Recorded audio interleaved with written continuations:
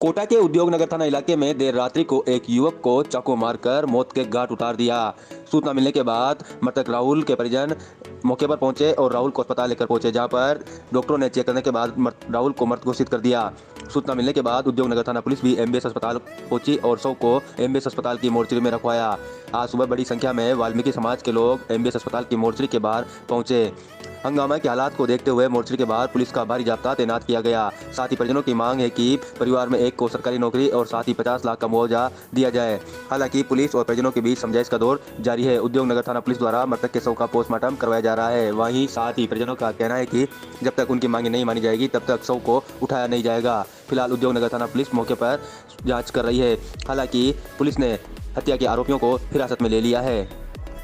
जो समझने वाला दो मेरा भाई था वो राहुल धांगा उसको बुला के ले गया था। वो बोल रहा है कि तेरा फोन आया था, मतलब फोन कुछ ऐसा आया हुआ, तो उसको बुला के ले गया था। वो खाना खा रहा था तो उसको बुला के ले गया। उसके थोड़ी देर बाद में हमें किसी से पता लगा कि तेरा भाई वहाँ पर पड़ा। तो हम जाके देखे तो ऐसी हालत में पड़ा। उसी टाइम मौत हो गई थी उसकी। गला वाला कटा पड़ा था, नाली के पास पड़ा था। कारण क्या भैया कोई विवाद था पुराना? ये किस बात नहीं था, बस ऐसी बात थी नहीं। तो दोस्त है क्या आपस में? पहले दोस्त वो जो करने वाले वो तो नहीं है।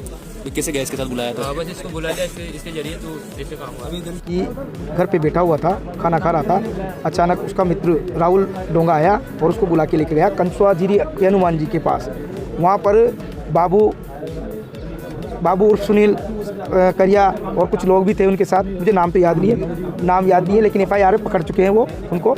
तो उन्होंने ना जो उनके पीछे से वार कर 3-4 बार चाकू से किया, उसको पटक कर, जब वो गिरा नहीं तो उसको पटक कर उसका गला रेत कर उसको नाले में फेंक दिया गया। नाले में फेंकने के बाद में पता चला तो उसको MBS अस्पताल पहुंचाया। MBS अस्पताल से डॉक्टर ने उसको मृतक घोषित कर दिया।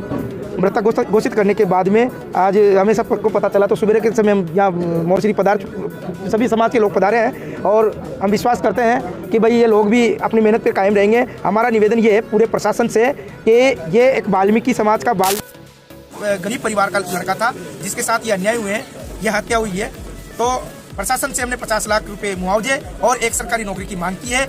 और इन लोगों के पीछे जिन्होंने हत्या की है, ये निर्मम हत्या की है, इन लोगों के पीछे कोई साजिश रची गई है। उस साजिश का आप उच्च स्तर पर जांच कराई जाए। तो डिप्टी साहब और तहसीलदार साहब ने हमसे बोला है कि उच्च स्तर पर जांच होगी और दोषियों को बख्शा नहीं जाएगा। और हम चाहते हैं कि दोषी वास्तव में बख्शना भी नहीं चाहिए, क्योंकि 4 महीने पहले एक दौलत वाल्मीकि की भी एक ठेके के समीप हत्या हुई थी, लेकिन उस पर कोई कार्रवाई नहीं हुई। सिर्फ ओनली एक आदमी को ही गिरफ्तार किया। बाद में कारण क्या था? मतलब कोई विवाद था पहले का? या विवाद कुछ भी नहीं था। वो एक अवैध धंधे करते थे, तारुओं का काम करते थे, जो अवैध चलाते थे और गांजा बेचते थे। उसका विरोध किया होगा शायद उसने, क्योंकि कोई भी मोहल्ले बस्ती के आसपास में अगर कोई मांगे नहीं माने तो हम बेटे डेड बॉडी को नहीं उठाएंगे साहब। बड़ी 2 मांगे हैं। तो बात उच्च स्तर की बात हुई है और प्रशासन ने हमें आश्वस्त भी किया है कि भाई जो आप मांग कर रहे हो उसके लिए आप पहले FIR दर्ज करवाओ, उसके बाद में उस रिपोर्ट के आधार पे हम थाने से कोई रिपोर्ट लेके पोस्टमार्टम की रिपोर्ट लेके पोस्टमार्टम करवा रहे हैं और रिपोर्ट दर्ज करवा रहे हैं।